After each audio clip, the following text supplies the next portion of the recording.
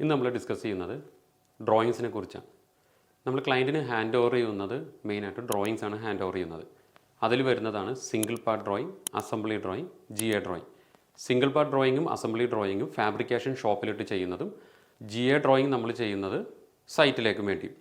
അപ്പോൾ ഇതിൽ single part drawings എങ്ങനെ നമുക്ക് ചെയ്യാമെന്ന് ഇന്ന് നമുക്ക് ഞാൻ ജസ്റ്റ് നിങ്ങളെ ഒന്ന് ഡ്രോ ചെയ്ത് കാണിച്ചു തരാം. നമ്മൾ ഓട്ടോക്യാഡിലൊക്കെ വരയ്ക്കുമ്പോൾ എങ്ങനെയാണ് ചെയ്യേണ്ടത് അതേപോലെ ഒരു മെത്തേഡിൽ ഞാൻ കാണിച്ചു തരാം.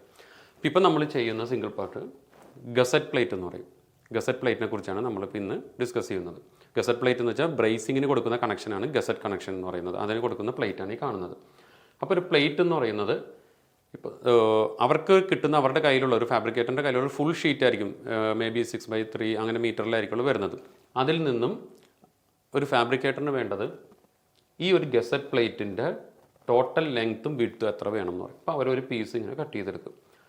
പിന്നെ വേണ്ടത് ഷേപ്പ് ഡയമെൻഷൻ എന്ന് പറയും. ഈ ഷേപ്പിൽ എങ്ങനെ കട്ട് ചെയ്യാം, അതിൻ്റെ ഹൊറിസോണിലും വേർട്ടിക്കൽ ഡിസ്റ്റൻസും ഈ ഷേപ്പിൽ നമ്മളിവിടെ കൊടുത്തിട്ടുണ്ട്. പിന്നെ നെക്സ്റ്റ് വരുന്നതാണ് ഹോൾ ഫിക്സ് ചെയ്യുന്ന ഡയമെൻഷൻ. നമ്മൾ എപ്പോഴും ഒരു ഫിക്സിംഗ് ഡയമെൻഷൻ കൊടുക്കുമ്പോൾ ഹൊറിസോണിലും വേർട്ടിക്കലും ഡയമെൻഷൻ കൊടുക്കണം. രണ്ടും കൂടി മീറ്റ് ചെയ്യുന്ന പോയിൻ്റാണ് നമ്മൾ ഫിക്സിംഗ് പോയിൻ്റായിട്ട് എടുക്കുന്നത്. അപ്പോൾ അതേപോലെ നമ്മൾ ഹോളിൻ്റെ ലൊക്കേഷൻ നമ്മൾ കൊടുത്തു.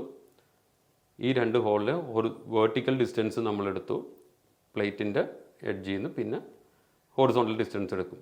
നമ്മളെപ്പോഴും ഹോളിൻ്റെ ഫിക്സിംഗ് ഡയമെൻഷൻ കൊടുക്കുമ്പോൾ നമ്മൾ ശ്രദ്ധിക്കേണ്ടത് ഒരിക്കലും ഷേപ്പ് ഡയമെൻഷനും റെഫറൻസ് ആയിട്ട് ഒരിക്കലും പിക്ക് ചെയ്യരുത്.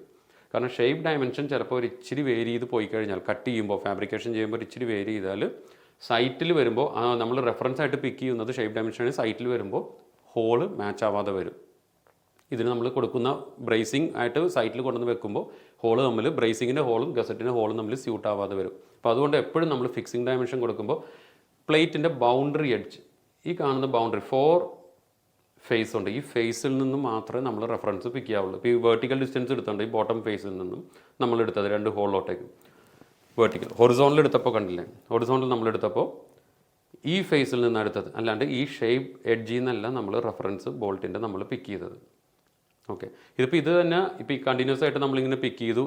ഇത് തന്നെ വേറെ മെത്തേഡിലും നമുക്ക് കൊടുക്കാം. ഒരു ഹോള് മാത്രം ഹൊറിസോണ്ടലും വേർട്ടിക്കലും ഡയമെൻഷൻ കൊടുക്കുന്നു ഒരു ഹോളിലോട്ടേക്ക്. അപ്പോൾ ഒരു പോയിന്റ് കിട്ടി.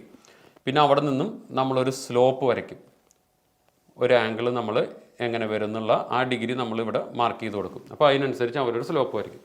പിന്നെ ഇത് തമ്മിലുള്ള ഇൻക്ലൈൻ ഡിസ്റ്റൻസും മാർക്ക് ചെയ്യും. ബോൾട്ട് ബോൾട്ട് ഇൻക്ലൈൻ ഡിസ്റ്റൻസ് അങ്ങനെയും നമുക്ക് കൊടുക്കാം. അത് ഓരോ ഫാബ്രിക്കേറ്റർ അല്ലെങ്കിൽ ഓരോ ക്ലയൻറ്റിന് എങ്ങനെയാണോ വേണ്ടത് അതിനനുസരിച്ച് നമ്മൾ മാറ്റും.